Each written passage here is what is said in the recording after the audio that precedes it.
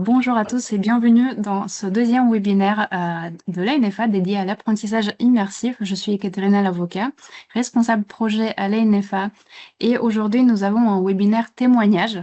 La CMA Formation Pays de la Loire va nous présenter ce retour d'expérience par rapport à l'utilisation de la réalité virtuelle. Donc, nos intervenants aujourd'hui sont François Thomas, chargé d'innovation et d'ingénierie pédagogique à la CMA Formation Pays de la Loire, Didier Leroy, enseignant en mécanique à la CMA Formation Pays de la Loire à Angers, et nous avons deux représentants de l'entreprise DEC qui a collaboré avec François et Thomas pour la création de modules réalité virtuelle, Sébastien Bonhomme et Pierre Gac. Avant que je passe la parole aux intervenants, j'aimerais partager quelques résultats de l'enquête sur les ressources immersives que nous avons réalisée à l'ANFA au mois d'avril 2026 auprès de notre réseau de CFA pilotes et lycées partenaires. Nous avons demandé si les établissements disposaient d'équipements immersifs. C'était une des premières questions. Donc, sur ce diagramme, vous voyez que 70% d'établissements qui ont répondu à l'enquête ont au moins un équipement immersif. Nous avons proposé une liste avec des casques VR autonomes, connectés à un PC, applications, simulateurs peinture ou probablement d'autres équipements. Donc vous voyez aussi sur ce diagramme que le simulateur de peinture est l'équipement le plus utilisé par les répondants. C'est 40% des répondants utilisent et c'est aussi le seul équipement immersif régulièrement utilisé par les répondants. 45% des répondants utilisent régulièrement le simulateur de peinture. Quant aux casques de réalité virtuelle, leur utilisation reste occasionnelle pour la grande majorité des établissements. Et l'usage le plus répandu de la réalité virtuelle dans le réseau actuellement, c'est la découverte métier, notamment pendant les salons. Aussi, nous avons appris que 80% d'établissements sont intéressés par un projet de création et d'utilisation de contenus de réalité virtuelle, ce qui est un très bon début pour développer ça dans le réseau. Et les sujets que les établissements considèrent les plus utiles en réalité virtuelle sont notamment les situations dangereuses, les situations d'urgence, comme par exemple la réparation de batteries, l'incendie dans un garage, visualisation de concepts complexes grâce au 3D et aussi des situations rares ou coûteuses. Les principaux freins que nous avons détectés pendant les entretiens avec les répondants et l'enquête, c'est notamment le coût de création de modules de réalité virtuelle très élevé et aussi le besoin d'accompagnement renforcé des formateurs et des apprentis, notamment pour la prise en main et aussi pour l'intégration de modules de réalité virtuelle dans le parcours pédagogique. Donc, suite à cette enquête, j'ai proposé à François, Didier, Sébastien et Pierre de partager leur expérience d'utilisation de la réalité virtuelle, mais aussi de co-création de modules de réalité virtuelle avec une entreprise qui crée ce genre de modules. Donc, j'ai beaucoup de questions pour nos intervenants. Et la première question sera pour François. Qu'est-ce que vous amenez à vous intéresser à la réalité virtuelle dans vos formations? Quels étaient les objectifs de départ? Est-ce que vous aviez un besoin précis auquel la réalité virtuelle pouvait répondre? Donc bonjour à tous. Donc comme je l'ai dit Ekaterina, je suis en charge de l'innovation pédagogique à la Chambre des métiers des Pays de la Loire, mais avant d'être à ce poste, j'ai été pendant 25 ans professeur, et notamment professeur d'histoire. Et ça a toujours été un rêve de pouvoir, à un moment donné, dans une salle de classe, d'emmener ces jeunes au musée du Louvre, à Orsay ou même sur d'autres lieux. Et quand j'ai pris mon poste, j'ai été invité à une journée d'information. C'était le groupe Clarté et la Balle Virtuelle qui l'organisait sur la présentation de solutions réalité virtuelle. Et c'est à cette occasion que je me suis dit que ça serait l'occasion de voir ce qu'on pouvait proposer en pédagogie, ce que les sociétés pouvaient proposer en pédagogie sur ce thème. Et c'est là que j'ai rencontré effectivement la société DEC, qui est représentée par Sébastien et Pierre, et j'ai vu en fait que la réalité virtuelle permettait de répondre à des besoins que dans nos centres de formation, eh ben, des fois, on ne peut pas répondre. Je vais prendre un exemple tout bête. Réparer un incident électrique sur une chaîne de production sans couper la production. Bah, ça n'arrive pas parce que dans une entreprise, quand ça arrive, on n'envoie jamais l'apprenti. Et la réalité virtuelle permet justement de se plonger dans des solutions, des problèmes qu'on ne peut pas forcément, enfin, qui arrivent de temps en temps, mais qu'on ne peut pas forcément résoudre dans nos CFA. Donc voilà comment, petit à petit, on a creusé avec la société DEC et on a contractualisé dès 2021, parce qu'entre les deux, il y a eu le Covid et le confinement. Et pourquoi vous avez plutôt choisi la réalité virtuelle plutôt que d'autres outils pédagogiques? Parce qu'il y a le côté innovant et qu'on a un public qui est jeune et mettre un casque pour eux, c'est quelque chose qui plaît. Deux, parce qu'on a une capacité d'immersion et de reproduction de situations qui est vraiment au plus près de ce qu'on peut vivre. Trois, parce que la solution était simple et avec la société DEC, je le dis, était abordable d'un point de vue financier. Très bien. Donc voilà, c'était des critères. Et puis quatre, parce qu'on n'avait pas à payer des coûts de développement énormes puisqu'on avait des solutions sur étagère qui étaient très intéressantes. Est-ce qu'il y avait des réticences ou des interrogations pour se lancer dans ce genre de projet? À partir du moment où on met quelque chose de nouveau et d'innovant, il y a toujours des réticences et notamment le changement. Voilà, c'est une modalité pédagogique qui est totalement nouvelle. J'ai été professeur, je sais que quand on innove, des fois on rencontre des problèmes qu'on n'est pas toujours, qu'on n'arrive pas forcément à solutionner facilement. Donc, quand on a une classe derrière qui s'impatiente, donc oui, effectivement, on a ce frein-là au départ qui peut être non, je ne vais pas l'utiliser parce que ça va concerner que un ou deux jeunes, parce que si ça plante, je ne sais pas comment je vais faire. Mais en fait, quand on rentre par le projet, et le projet, on l'a rapidement défini avec Didier sur la mécanique auto, on s'aperçoit que en fait, après, les solutions pédagogiques, elles se posent toutes seules. Très bien. Donc là, vous avez parlé de Didier.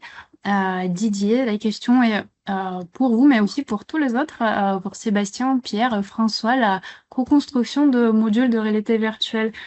Comment ça s'est déroulé, la co-construction? Quel était le rôle de chacun dans ce projet? Sur quelle thématique vous avez travaillé? Bonjour à tous. Moi, j'ai commencé à travailler avec François dans un premier temps. C'est-à-dire que quand j'ai su que ça existait, j'ai tout de suite voulu faire. On s'y est mis très rapidement et on a découvert qu'il y avait des choses qui ne correspondaient pas tout à fait à la réalité. Donc, du coup, on a fait remonter quelques informations. On a essayé enfin, on a contacté DEC qui a réagi très rapidement et on s'est rencontrés donc à la CMA 49. Parce qu'en fait, l'idée, c'était que la solution réalité virtuelle proposée par DEC corresponde exactement à la consignation d'un véhicule, d'une Zoé en l'occurrence. Donc ce qu'on a fait, c'est qu'on a proposé, et c'est assez rare pour le souligner, on a proposé à DEC et à ses développeurs de venir dans l'atelier de Didier et de consigner, avec l'aide de Didier, un véhicule, mais en vrai, pour que, en fait, ils puissent prendre en note, prendre les photos et s'apercevoir de toutes les différences qu'il y avait entre le scénario qu'ils avaient proposé et la réalité. Sébastien, si tu veux compléter. Oui, oui, parce que nous, quand on a donc commencé à développer ce type de scénario, bon, vous imaginez bien que chez DEC, on n'est pas des experts en mécanique auto, malgré qu'on bidouille un peu de temps en temps, hein, mais bon, voilà, on n'est pas des experts. Et on a commencé à développer le scénario à l'aide de documents qu'on a pu trouver à droite à gauche sur Internet et ainsi de suite. Et quand Didier et François l'ont testé la première fois, bon, bah, ils nous ont remonté des problèmes. Et la synergie a été intéressante parce que du coup, le développeur qui est chez DEC, qui connaît pas du tout la mécanique auto ou qu'on a entendu parler de très loin, a pu se mettre dans la peau déjà d'un apprenti. Hein, c'est ce qui est super intéressant pour nous, pour bien comprendre les besoins. Et derrière, a pu faire toute la procédure de consignation de A à Z. Et quand le développeur fait ça, il a déjà fait 50% du travail parce que du coup, il n'a pas toutes les questions qu'il va se poser sur les petits détails et ainsi de suite. Et c'est comme ça qu'on a amélioré le scénario et qu'on l'a finalisé pour avoir quelque chose qui correspond réellement à ce que ferait une personne dans un atelier pour consigner son véhicule. Est-ce que ça a pris beaucoup de temps de finaliser, modifier le module pour que ça corresponde aux attentes de François et Didier? Alors, moi, je vais vous dire que je pense que du moment où on a été chez Didier consigner le véhicule jusqu'au premier test, on doit être sur combien, 6 mois? Un peu plus peut-être? Bah, ouais, après, c'est que il y a toujours des échanges Mm. à faire entre les équipes de développement et les équipes pédagogiques, parce qu'il y a des petits détails que nous, on n'a pas forcément, des détails où on se dit ça, on va pas l'intégrer, mais en fait, pédagogiquement parlant, c'est important et inversement. Donc, il y a eu une sorte de ping-pong qui a été fait comme ça. Je dirais maximum 6 mois, même si ça englobe du temps, Du temps d'échange, ouais. du temps d'échange, du temps à faire autre Mm. chose. Et ça, c'était pour on va dire la V2. Mais ensuite, évidemment, on a continué à utiliser le scénario et pas forcément que Didier, un professeur du 44 l'a utilisé, par exemple, avec des professionnels de chez Renault qui m'ont fait remarquer, eux, d'autres petits détails qui n'avaient pas paru problématiques Pertinent. à Didier, Ouais. pertinents, mais qui effectivement avaient tout leur intérêt. Donc du coup, moi, mon travail, c'est de collecter ces remarques, de les envoyer, de les faire valider par Didier d'abord, qui me dit, ah oui, tu as raison, là, effectivement, ça, ouais, j'y avais pas pensé, c'est une bonne idée. Par exemple, le balisage dans le garage pour que les piétons puissent passer, ça, on l'avait pas mis. La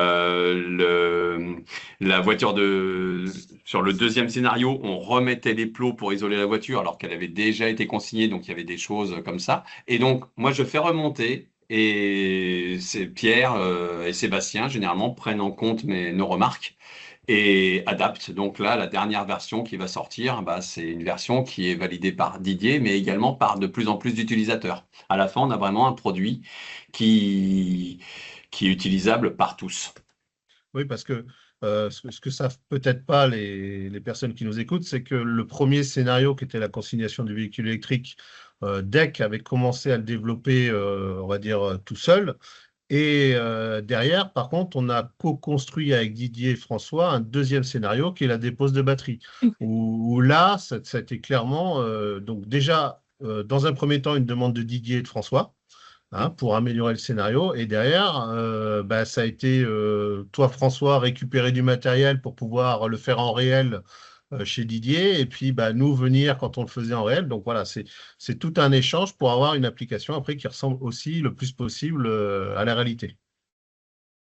Donc là, vous avez déjà co-construit 2 scénarios, consignation ou déconsignation et dépose de batterie, des scénarios qui sont vérifiés par les formateurs Didier et ses collègues qui correspondent à l'atelier, à la CMA Pays de la Loire. Et si je me souviens bien, elles sont très variées avec les différentes possibilités de passer un examen, faire en autonomie, faire avec de l'aide De la guidance, oui, c'est ça. c'est ça, faire avec de la guidance.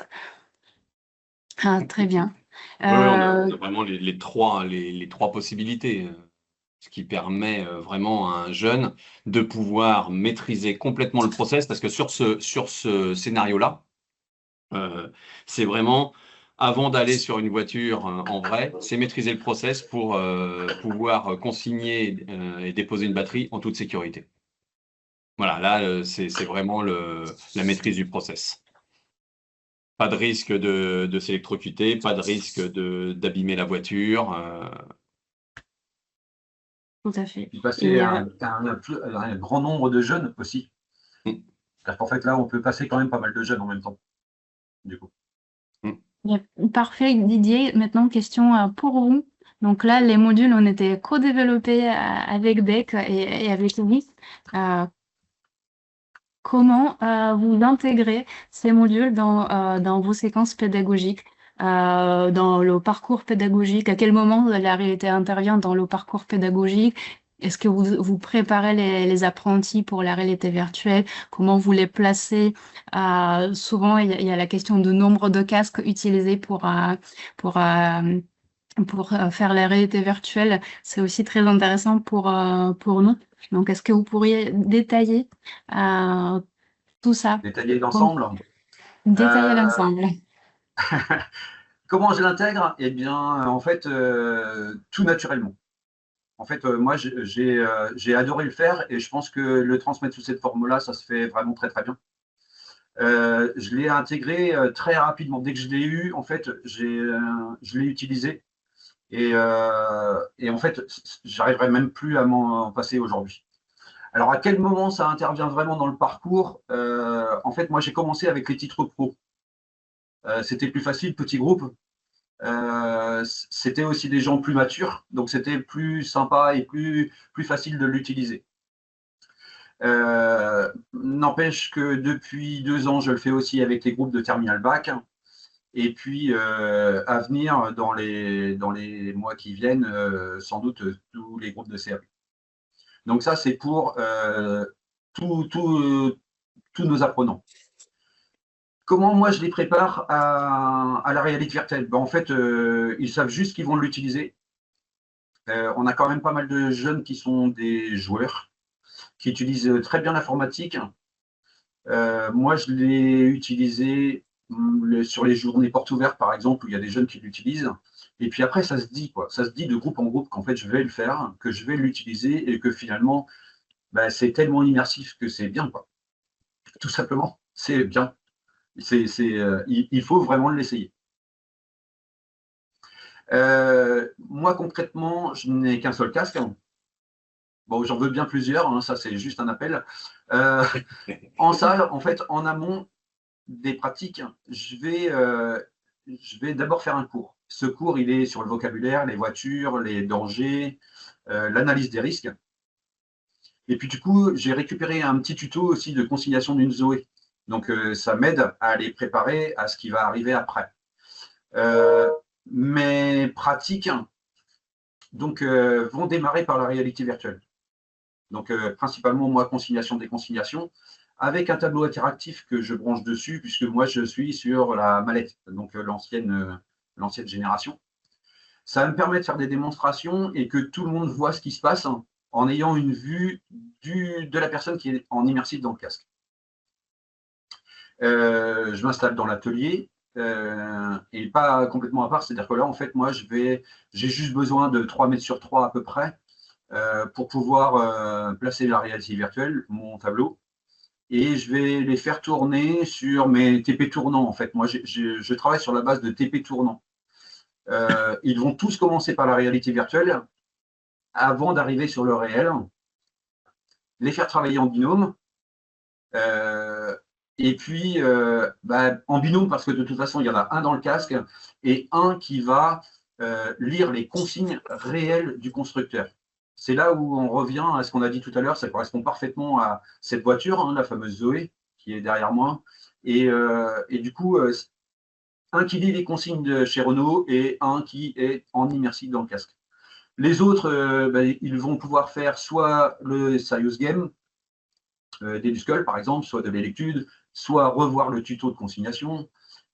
J'ai aussi l'armoire avec tout mon matériel et là du coup ils doivent tout sortir pour tout identifier avant de commencer à travailler sur la voiture. Donc ça permet de faire tourner les jeunes dans le casque et ça permet d'avancer dans le programme.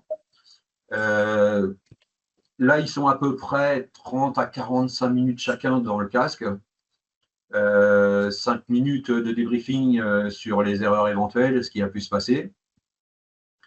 Moi, ça me permet après de faire exactement la même chose en réel sur la voiture. Ça, c'est très important, en fait, pour moi. Ça ne leur pose pas de problème d'être 30, 40 minutes dans le casque. Je sais que souvent, c'est une inquiétude par rapport au casque. Non, moi, je trouve que chez les jeunes, il n'y a aucun problème là-dessus. Ça passe très vite, hein. Ils sont concentrés sur ce qu'ils ont à faire. On voit ça va arriver.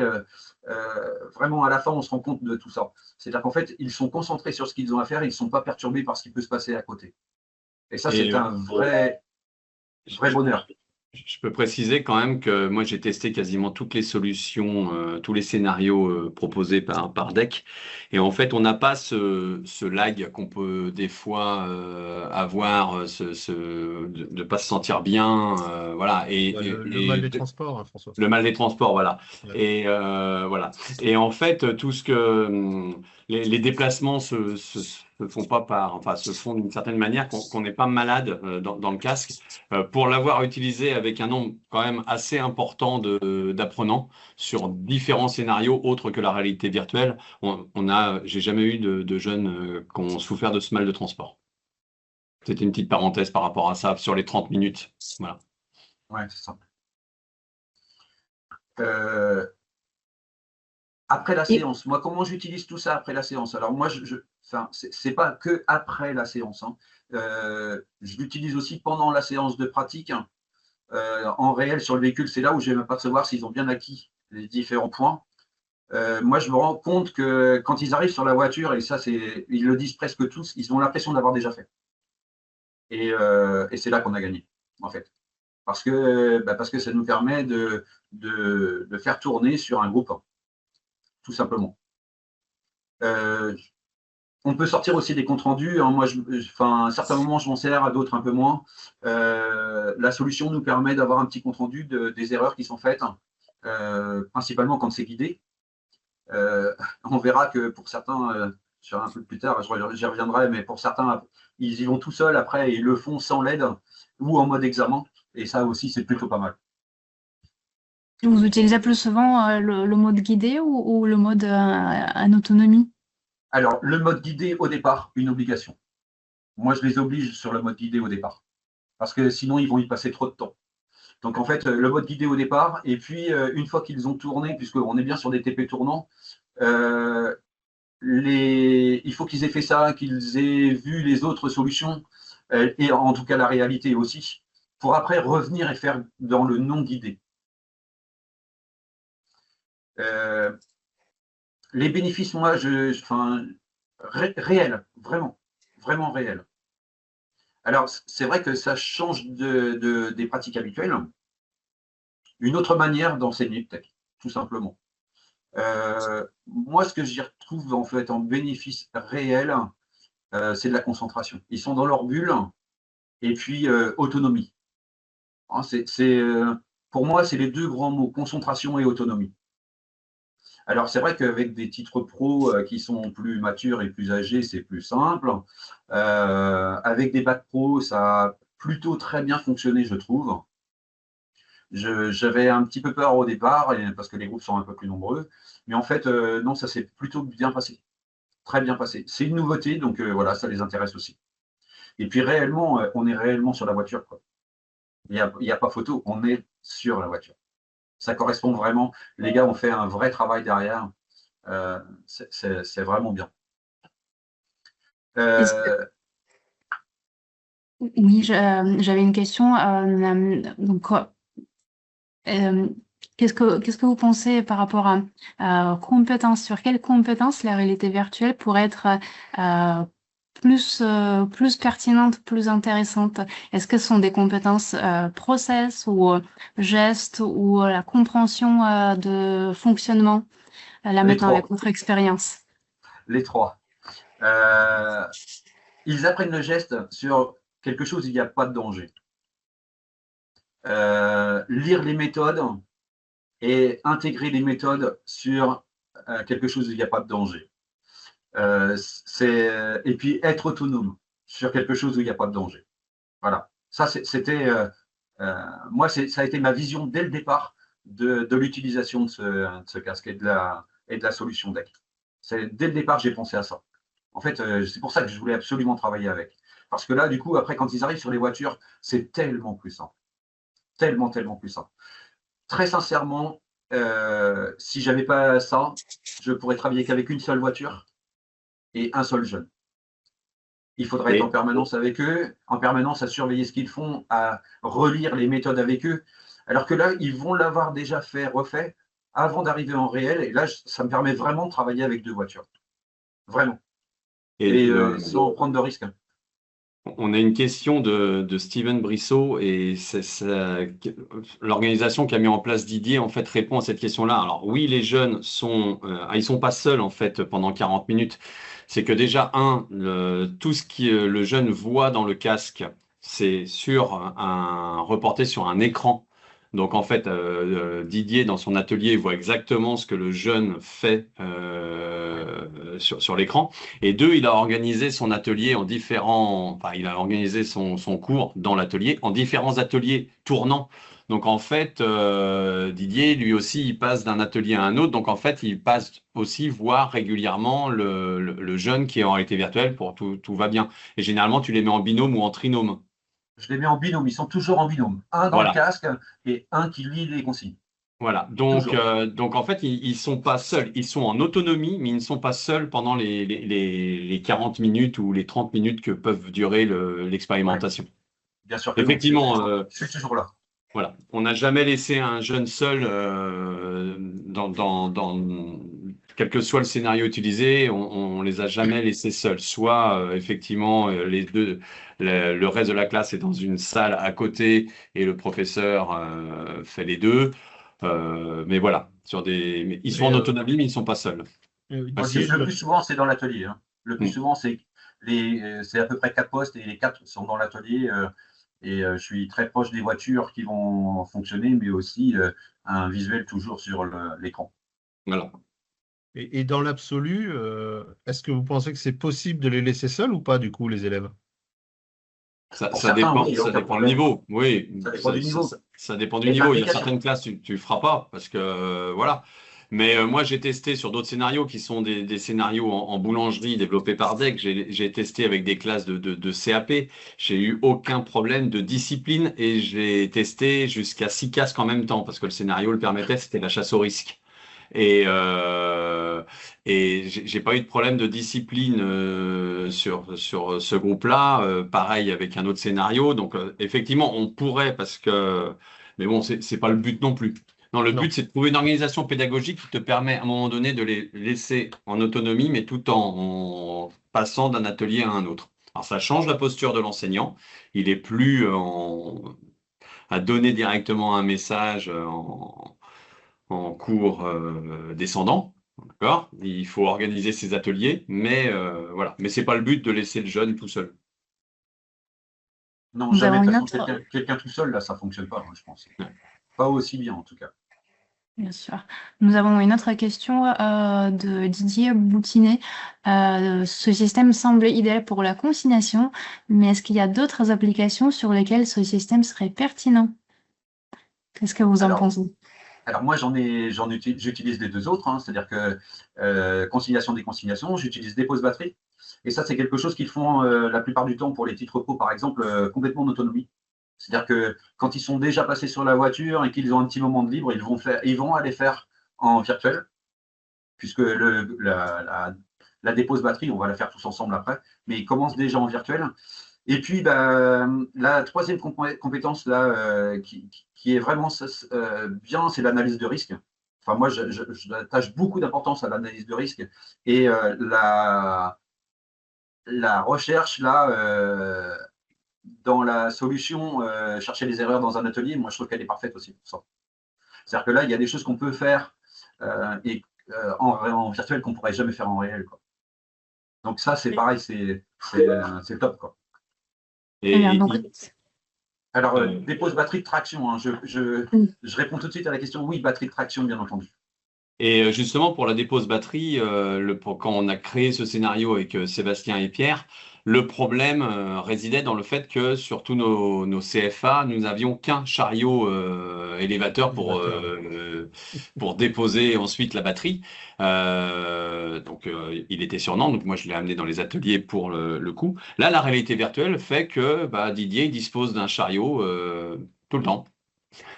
Voilà, il n'y a pas besoin. Non, mais c'est au niveau matériel, la réalité virtuelle permet de montrer quel type de matériel, comment l'utiliser, quel est le but de son utilisation, et c'est exactement l'écaille de peinture près, celui qu'on utilise dans les Pays de la Ouais, Loire. parce que la dépose batterie, toi, Didier, tu l'as fait jamais en réel, si, tu l'as fait quand même?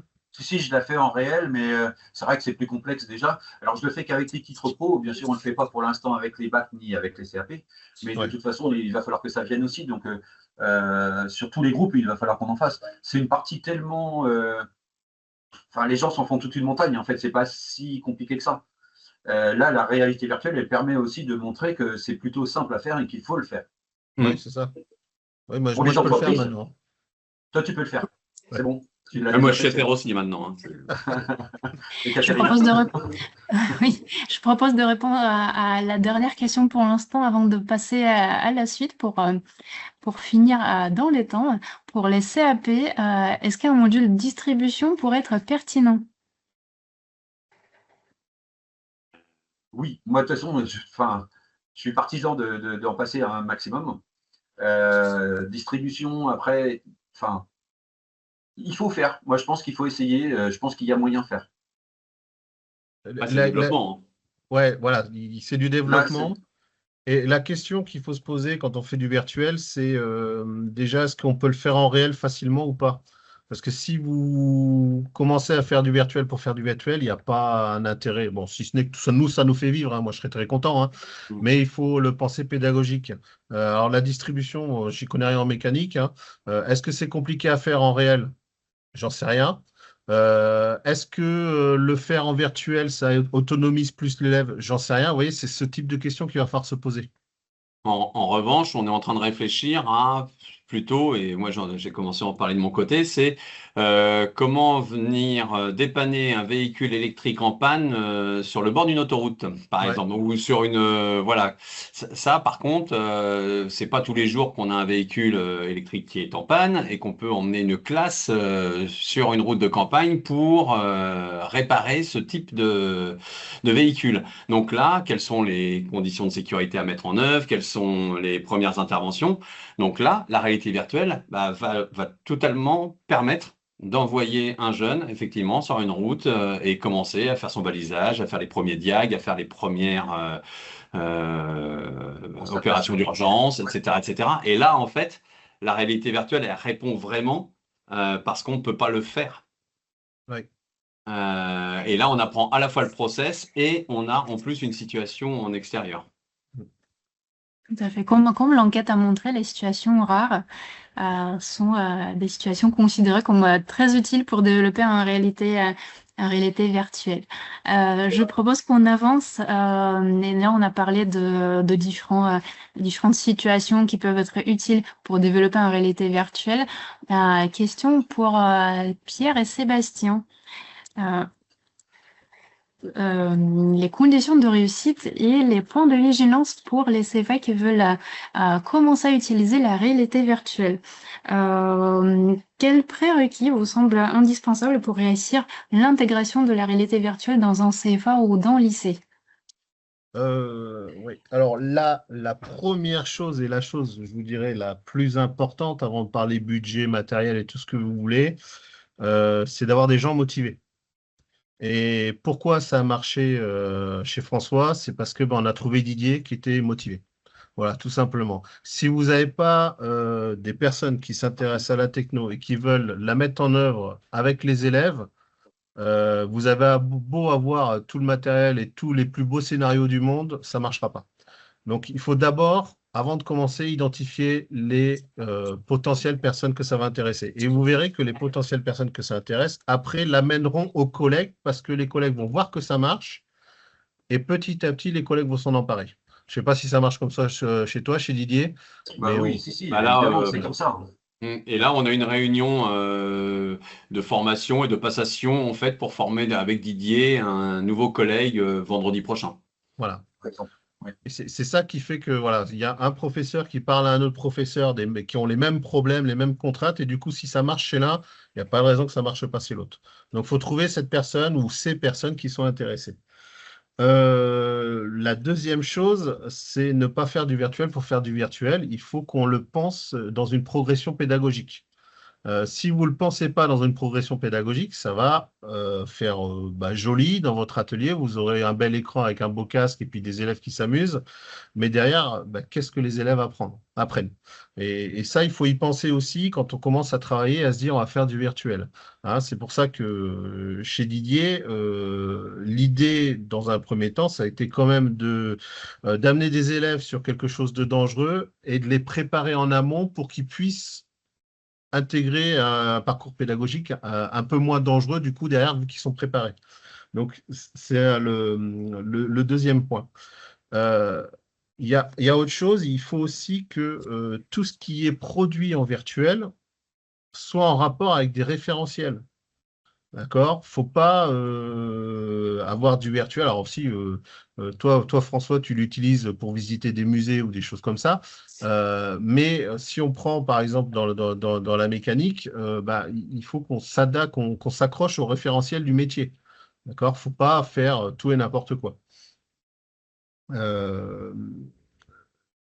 Et la dernière chose, ça va être l'infrastructure, tout ce qui est matériel, tout ce qui est réseau, tout ça vont être des points bloquants pour l'intégration dans les établissements de la réalité virtuelle. Hein, si vous n'avez pas un réseau Wi-Fi qui fonctionne correctement, il ne faut pas prendre tel type de casque. Si vous n'avez pas un informaticien qui s'y connaît, il faut partir sur une techno peut-être plus simple à mettre en œuvre. Donc, en fait, c'est tout ça qu'il faut réfléchir en amont.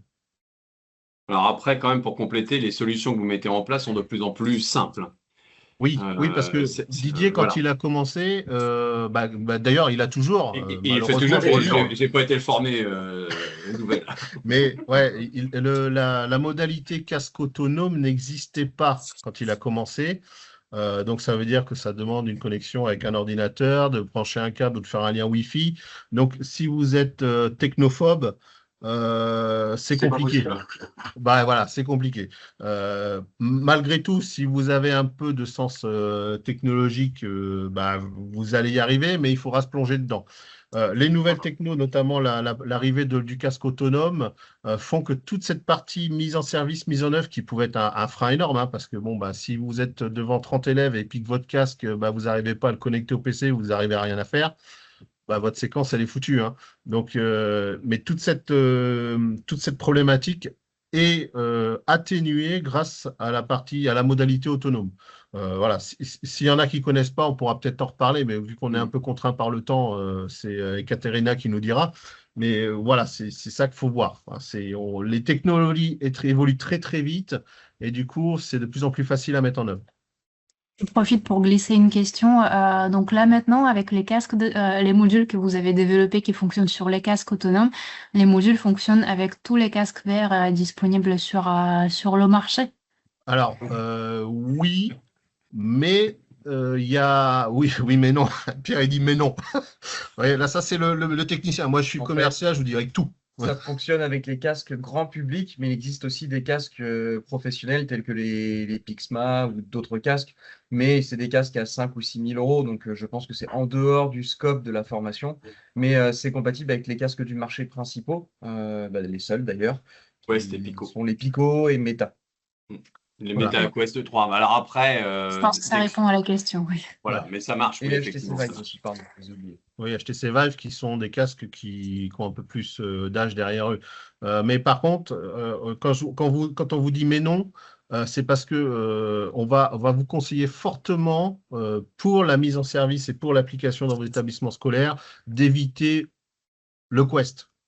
En ce moment, si jamais vous voulez investir sur des choses, partez plutôt sur du Pico, qui est plus simple à mettre en œuvre aujourd'hui que sur du Quest, parce que le Quest demande des connexions Internet, tout un tas de trucs qui font que l'entrave à la mise en service va être plus importante qu'avec l'autre.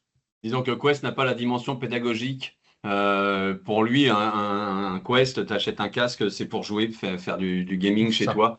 Et en fait, au départ, avec un compte, on pouvait connecter 6 applications en même temps avec le même compte. Maintenant, ils ont restreint, c'est un compte égale un compte par casque, donc il faut tout refaire. Pour installer une application, c'est pas simple. Enfin, voilà, c'est à partir du moment où elle est pas, si elle n'est pas dans le Metastore, voilà. Donc en fait, effectivement, moi aussi, je conseille, après avoir acheté 2 valises de Quest, eh ben, de passer chez Pico. Non, Merci mais pour ça le, marche, moche, hein, ça marche pour très le bien. conseil. Ça marche très très bien. Mais effectivement, ça demande pour, non pas pour le professeur, hein, mais pour la personne qui gère les casques, le référent numérique ou des personnes comme moi, euh, de pas mal s'adapter pour que, effectivement, quand le casque est prêt pour la séance pédagogique, tout est prêt, c'est qu'il y a eu un gros travail en amont. Voilà. Si on poursuit les questions d'accompagnement de CFA dans l'intégration de la réalité virtuelle, je continue avec Sébastien. Si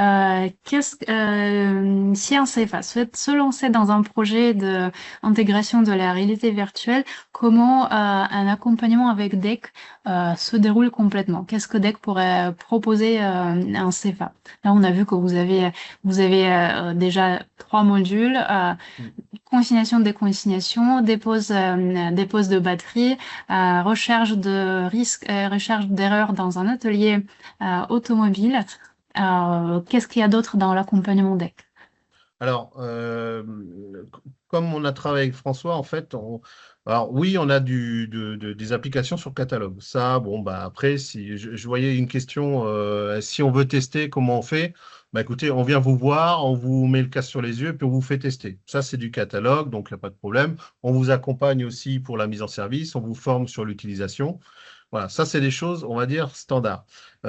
Après, l'accompagnement, c'est si jamais on veut commencer à réfléchir, comme Didier, à des nouveaux scénarios. Hein, bah, j'ai une problématique dans mon atelier, j'ai quelque chose que je ne peux pas faire qui correspond complètement à de la procédure, à quelque chose de dangereux où je n'ai pas de matériel.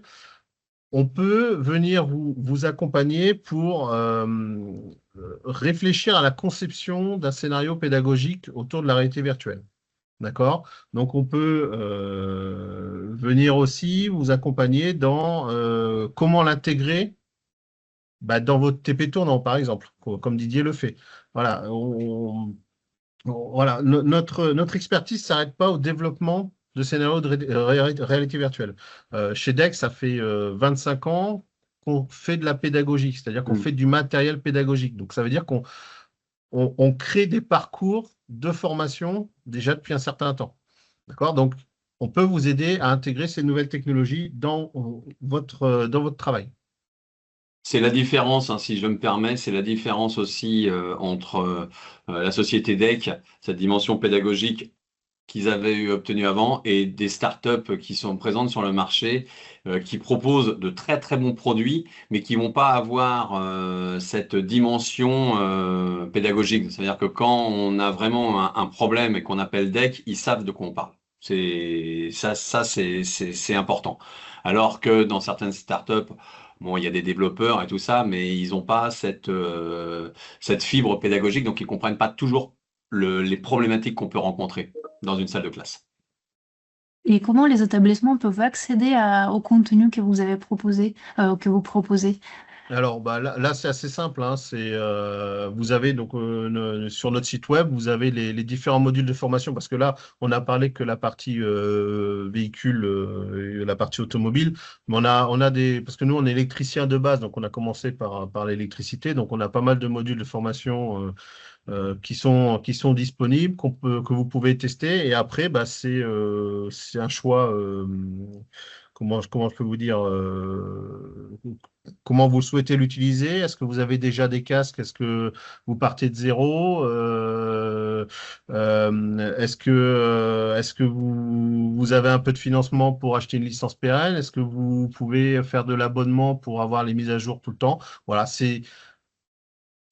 on en discute. Voilà, vous nous appelez. Je pense que Ekaterina donnera nos coordonnées derrière s'il y a besoin. Absolument. Voilà, et puis ben, on adapte notre solution à votre besoin En gros, c'est ça, hein. Vraiment, on n'est pas fermé à faire tout un tas de choses pour que ça marche le mieux possible dans votre établissement. Et je crois qu'il y avait aussi un module chasse au risque pour carrosserie peinture. Oui, c'est ça. Alors, dans les chasses au risque, vous avez aujourd'hui 15 modules de chasse au risque. Donc, il y a carrosserie et garage automobile, mais il y a aussi, par exemple, boulangerie qu'on a co-développé aussi avec François et puis les CMA. Vous avez des chasses au risque dans un atelier électrique, vous avez des chasses au risque dans une boutique. Voilà, vous avez des chasses au risque un peu partout. On a par exemple un module SST aussi. Voilà, bah, alors, Ouais. SST, on pourrait drôle l'appeler SST parce que voilà, alors, module secourisme au travail, hein, où vous Bon. allez faire les premiers gestes, prendre en compte une personne qui a des problèmes. On a aussi essayé des choses type ASSP, hein, dans les soins et services à la personne. Voilà, parce qu'on a essayé de se diversifier et de voir ce qu'on pouvait apporter dans d'autres filières que les métiers qu'on connaît habituellement. Voilà, donc il y a tout un catalogue sur notre site web, vous regardez le catalogue, et puis ceux qui sont intéressés, ben, vous me contactez, vous n'hésitez pas, et puis on viendra vous voir. J'espère que vous n'êtes pas à l'autre bout de la France, parce qu'en ce moment, il fait chaud, hein. Pour les professeurs de PSE, les chasses au risque, Oui, c'est c'est la top base. parce que on peut vraiment en plus classifier tous les risques. C'est l'avantage aussi du scénario, des scénarios DEX, c'est-à-dire que le professeur, c'est pas que un scénario où où on vit une aventure, c'est qu'on peut le programmer. On peut dire, tiens, bah, dans mon garage, je vais mettre un risque. Sur les 40 de ma liste, je vais en mettre qu'un seul. Euh, et il va chercher ce risque-là. Mais par contre, on peut dire, tiens, je vais mettre que des risques chimiques ou que des risques électriques. Il y a la possibilité de paramétrer Les risques, tous Voilà. les risques, un par un. Mais verser un bidon d'huile par terre, par exemple. Mm. Bon, c'est Ouais, quand même mieux ouais. de faire en virtuel qu'en réel. François, je comprends pas. Non, Didier, excuse-moi, je comprends pas. Pourquoi tu verses pas des bidons d'huile, toi, en réel, du coup? Ce serait quand même mieux. Ouais, c'est vrai. C'est Hein? vrai. Ouais. Mais bon, Pourquoi tu prends un stagiaire pour nettoyer? C'est ça. non, non, mais il y a des risques qui sont vraiment identifiables. Par exemple, les gaz d'échappement, les tuyaux pour se protéger et tout ça. Ça, Ouais. on le voit souvent dans les garages. Déjà, ils sont pas tous équipés d'extracteurs de fumée. Les Donc cartons mal là, le jeune, placés. il n'identifie pas forcément ça comme un risque parce que dans son garage, c'est pas fait. Il n'y en Mais a pas, ouais. si, c'en est vraiment un et Mhm. ainsi de suite. Il y en a un qui est excellent, c'est de travailler avec très peu de luminosité. Oui. C'est un Les risque vis, qu'on n'imagine pas, mais ouais, c'est c'est ça. pareil, il y a une norme pour ça. Voilà. Les vis Donc, sont étalées. et sur la mécanique auto, on n'a pas co-construit, hein, mais par contre, sur la boulangerie, ça a été aussi un travail avec le professeur de boulangerie et c'est son labo. Alors lui, il a carrément son laboratoire au Ouais. carreau de carrelage près, et c'est lui qui a identifié les risques qu'il voulait vraiment dedans. Donc voilà, ça fait encore un exemple de travail de co-construction, même si c'est pas de la mécanique. Très bien. Euh, je propose de finir le webinaire sur ces belles paroles sur l'accompagnement de DEC. Alors pour les questions dans le chat, on va vous envoyer le replay de webinaire avec toutes les informations, notamment sur les coordonnées de DEC pour que vous puissiez contacter. Ah ben voilà, parfait. Pour que vous puissiez contacter DEC. Il y a aussi est-ce que c'est une vidéo qui a Ah, été la mise? vidéo Oui, avec oui, Didier c'est la en star vidéo. guest. Ouais, ouais, Tout à bah, fait. Il y a eu une vidéo qui a été faite par rapport à cette belle collaboration. N'hésitez pas à me contacter, moi, par rapport à des éventuels financements. Je vois que Michael a demandé à poser la question. J'ai l'impression que l'appel à projet outils numériques pourrait convenir à ce besoin. Mais si vous voulez en parler, on pourrait en parler, faire un échange. Merci beaucoup pour nos intervenants qui, j'espère, Merci à vous. vous ont motivé pour vous lancer dans l'utilisation de la réalité virtuelle. Merci François, Didier, Sébastien et Pierre. Et à bientôt pour de nouveaux webinaires sur l'apprentissage immersif à l'ANFA. Merci beaucoup à vous tous. Merci. Merci. Merci. Merci. Au revoir.